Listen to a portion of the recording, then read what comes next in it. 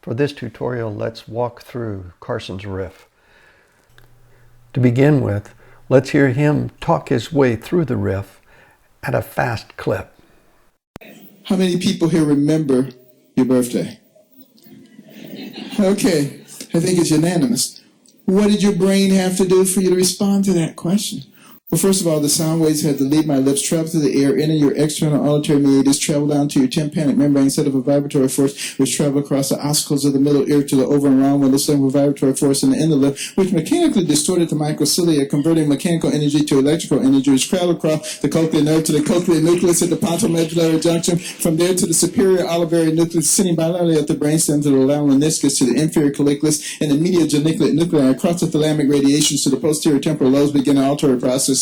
From there to the frontal lobes, coming down the tract of Victor's jury, retrieving the memory from the medial hippocampal structure of the mammillary bodies back to the frontal lobes to start the motor response at the bed cell level, coming down the corticospinal tract, across the internal capsule into the cerebral peduncle, descending down to the cervical medullary decusation, into the spinal cord gray matter, synapsing there, going out to the neuromuscular junction, stimulating the nerve and the muscle. So you can raise your hand.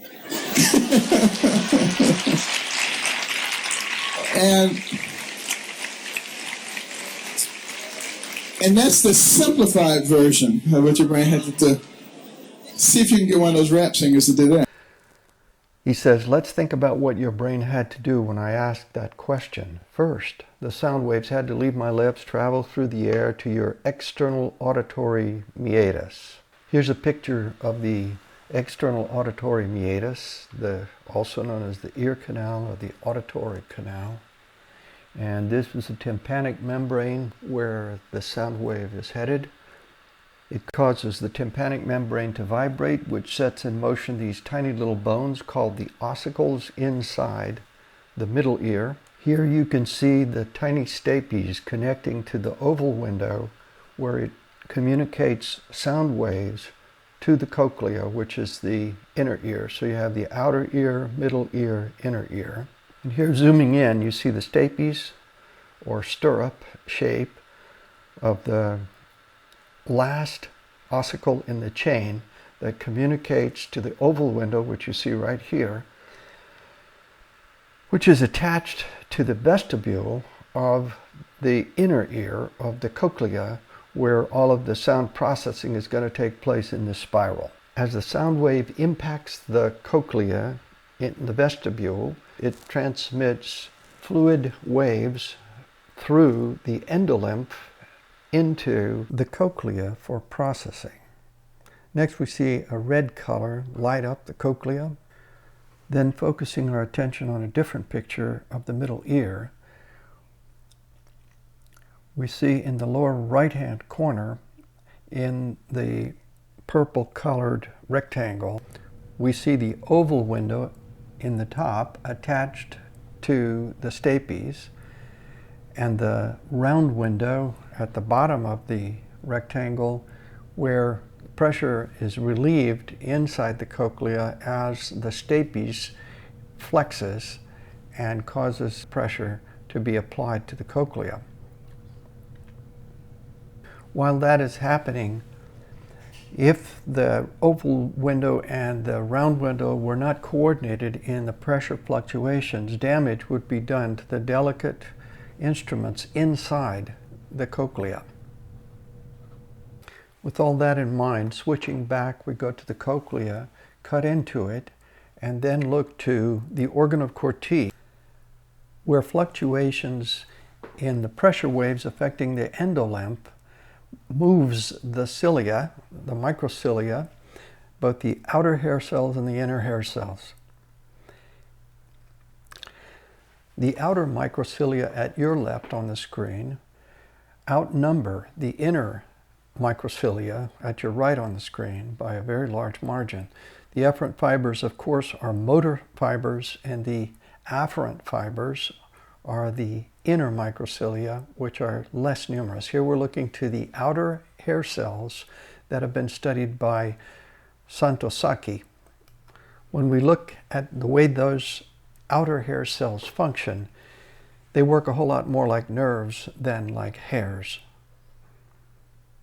From there, inside the cochlea, from the cochlea, Electrochemical waves are transmitted along the auditory nerve, cranial pair 8, from both ears. Next, from the cochlea, we move through the auditory nerve, the cochlear nucleus pointed to right here.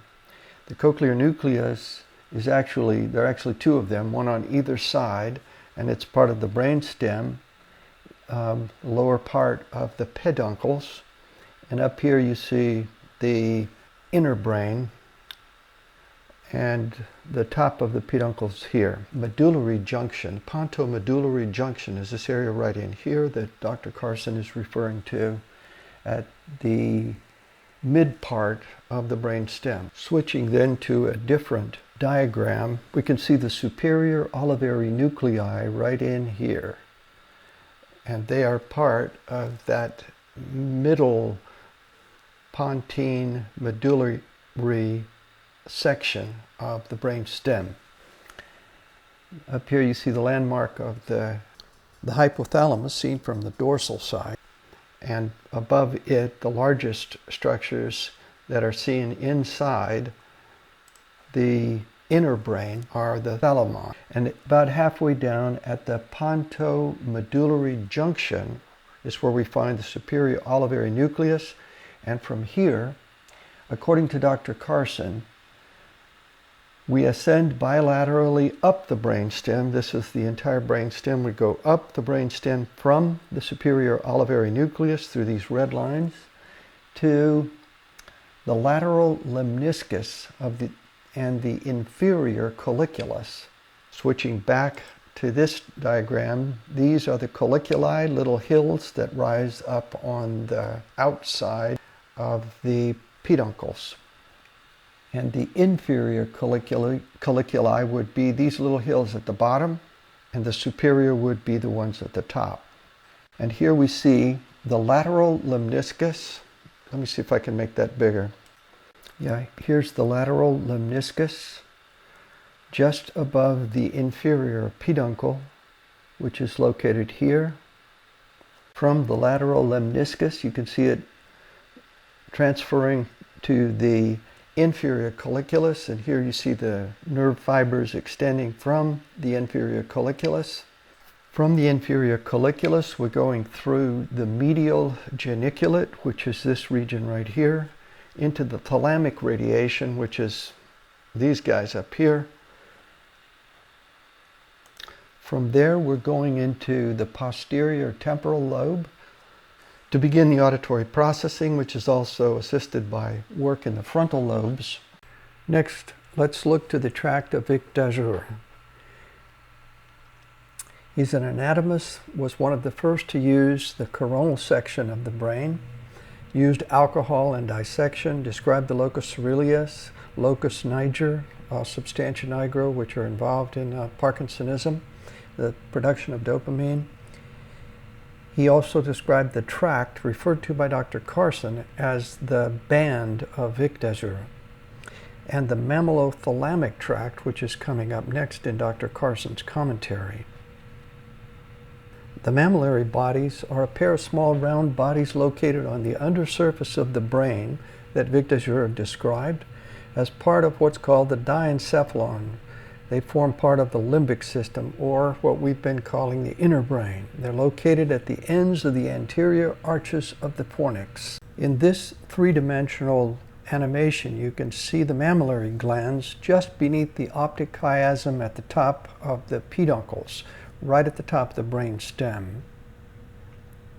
Next, we see the hypophysis, also known as the pituitary gland. We also see the infundibulum that feeds fluid into the hypophysis. Farther down on the dorsal side, we see the corpus mammillae. According to Dr. Carson, from the tract of Vic d'Azur, signals next go to the hippocampal structures and the mammillary bodies back to the frontal lobes to start the motor response at what is called the Betz cell level.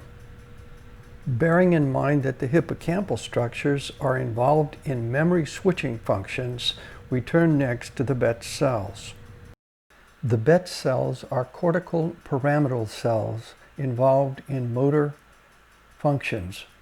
Here you can see the pyramidal shape of the cell very nicely in the picture. Stepping back then to the larger picture, you see the BET cells at the top. In this coronal section of the brain, looking at both hemispheres, the BET cells are the ones in the motor strip.